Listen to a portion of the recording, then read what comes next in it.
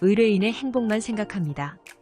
법률 문제로 고민에 빠지신 분들에게 정확한 정보를 제공하여 현명한 선택을 하도록 도와드리는 소송 가이드입니다. 최근 한 태권도장에서 발생한 사고로 인해 보험금 지급이 거절된 사례가 화제가 되고 있습니다.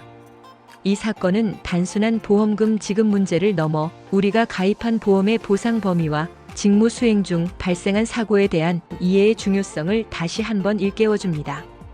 K씨는 태권도장을 운영하며 일상생활 중 배상책임보험에 가입했습니다. 그런데 수업이 끝난 후 학생들이 자율적으로 놀던 중 한 학생이 골절상을 입는 사고가 발생했습니다. K씨는 이를 보험사에 청구했지만 보험사는 직무 수행 중 발생한 사고라며 보험금 지급을 거절했습니다. 이에 K씨는 수업 시간이 끝난 후 발생한 사고이므로 일상생활 중 배상책임보험으로 보상받아야 한다고 주장했습니다. 보험사는 이 사고가 K씨의 직무 수행 중 발생한 사고라고 판단했습니다. 일상생활 중 배상책임보험은 피보험자의 일상생활에서 발생한 우연한 사고를 보장하는 보험으로 직무 수행 중 발생한 사고는 보상 대상이 아니라는 것입니다. 금융감독원 역시 이 사고가 K씨의 직무 수행 중 발생한 것으로 보아 보험금 지급 대상이 아니라고 판단했습니다. 법원은 직무란 일반적인 직업 또는 사회생활상의 지위에 계속적으로 행하는 사무나 사업을 의미하며 이는 주된 직업상의 사무나 사업에 한정되지 않는다고 설명했습니다. K씨의 경우 태권도장 관장으로서 학생들을 지도하는 것뿐만 아니라 그들을 관리하고 보호하는 것도 직무에 포함된다고 보았습니다.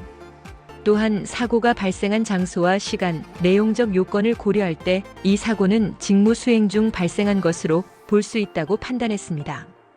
이 사건은 우리가 가입한 보험의 보상 범위를 정확히 이해하는 것이 얼마나 중요한지를 보여줍니다.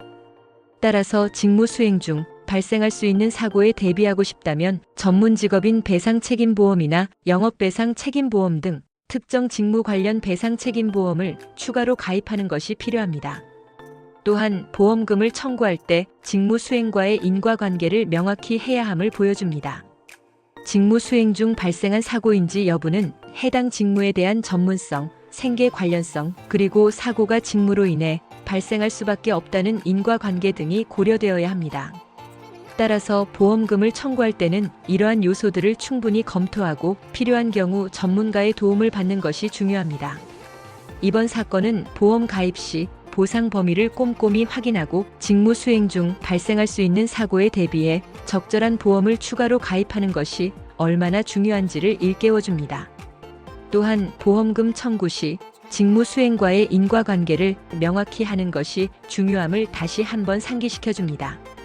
앞으로 보험 가입과 관련된 결정을 내릴 때는 이러한 점들을 충분히 고려하여 보다 안전하고 확실한 보장을 받을 수 있도록 해야 할 것입니다.